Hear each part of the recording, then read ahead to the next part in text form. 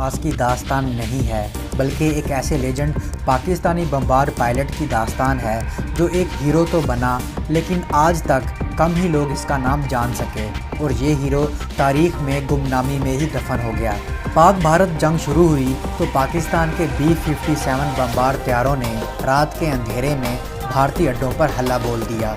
Bomber तैयारे आमतौर पर बहुत भारी भरकम होते हैं और वो दुश्मन की तोपों और तैयारों से बचने को ज़्यादा फुर्ती नहीं दिखा पाते, इसलिए उनके हमले रात के अंधेरे में होते हैं और ये तैयारे ज़मीन के पास पास रेडार की निगाह से बचकर उड़ते हुए अपने हदफ तक पहुंचते हैं और हदफ पर पहुंचकर यकदम तैयारा ऊपर खींचकर हदफ पर डाइव करते हैं और एक ही हमले में अपने तमाम बम गिराते हुए दुश्मन के होशियार होने से पहले उसकी तोपों की रेंज से बाहर हो चुके होते हैं। पाकिस्तानी B-57 तैयारे 500 पाउंड के 8 बम लेकर जाते थे और इसी तरीके को फॉलो करते हुए एक ही हमले में 8 बम गिराते हुए आगे निकल जाते थे। लेकिन ऐसे हमले में लाजमी नहीं होता था कि सारे बम निशाने पर गिरें। अक्सर ऐसा होता था कि 2 बम एक ही टारगेट पर जा गिरते, जिसकी वजह से एक्यूरेसी कम रहती थी, लेकिन ये हमला करने का इंतहाई महफूज तरीका था। लेकिन भारतीयों की हैरत के इंतहा ना रही जब जंग की पहली रात आदमपुर एयरबेस पर एक अकेले B-57 तैयारे ने हमला किया। लेकिन ये तैयारा और उसका पायलट कोई आम पायलट नहीं था। तैयारा पहले गोते में आया और सिर्फ एक बम गिराकर आगे बढ़ गया। भारतीयों का पहला रिएक्शन यही था कि बाकी बम किसी खराबी की वजह से नहीं गिर सके, लेकिन वो हैरान रह गए जब बमबार तैयारा दोबारा घूमकर वापस आया। उसने फिर गोता लगाया और एक और बम ताक कर एक और निशाने पर गिराकर आगे निकल गया। इस दौरान भारतीय तैयारा शिकन तोपों ने हवा में गोलियों का जाल बुन दिया था, लेकिन बमबार तैयारे के पायलट को कोई जल्दी नहीं थी, ना ही उसे अपनी जान का कोई खौफ था। वो फिर वापस आया, एक बम एक और निशाने पर इंतहाई एक्यूरेसी से गिराया और आगे निकल गया। यूँ इस बमबार तैयारे ने हर एक बम को गिराने के लिए अलग से वापस आकर गोता लगाया और बम को पूरे गौर व फिक्र के साथ ताक कर निशाने पर फेंका। इस तरह इसने अपनी जान को ख़तरे में ज़रूर डाला था, लेकिन उसके 8 बम 8 इंतहाई अहम हदफ तबाह कर चुके थे। यूँ इसकी एक्यूरेसी 100% रही थी। इस हमले के बाद भारतीयों की जानिब से इस बमबार पायलट को 8 पास चार्ली का नाम दिया गया।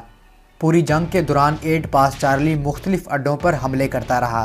वो हमेशा अकेला आता था और पहले बम के साथ ही वो भारतीयों को खुला चैलेंज देता कि मैंने अभी 7 चक्कर और लगाने हैं, तुमसे जो होता है करके देख लो। और ये इस पायलट की महारत की इंतहा थी कि कभी किसी तैयारा शिकन गन की गोली उसे छू भी नहीं पाई।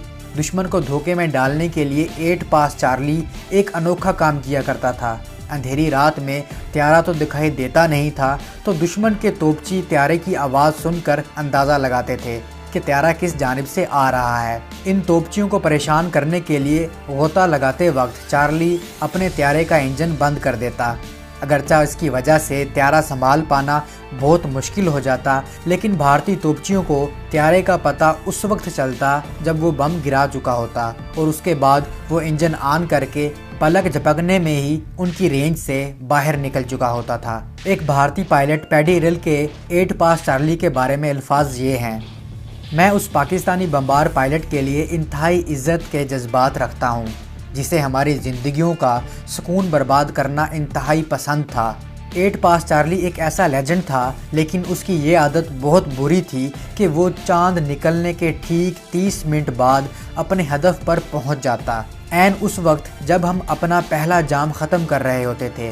वो एक ऊंचे तरीन दर्जे का इंतहाई प्रोफेशनल पायलट था।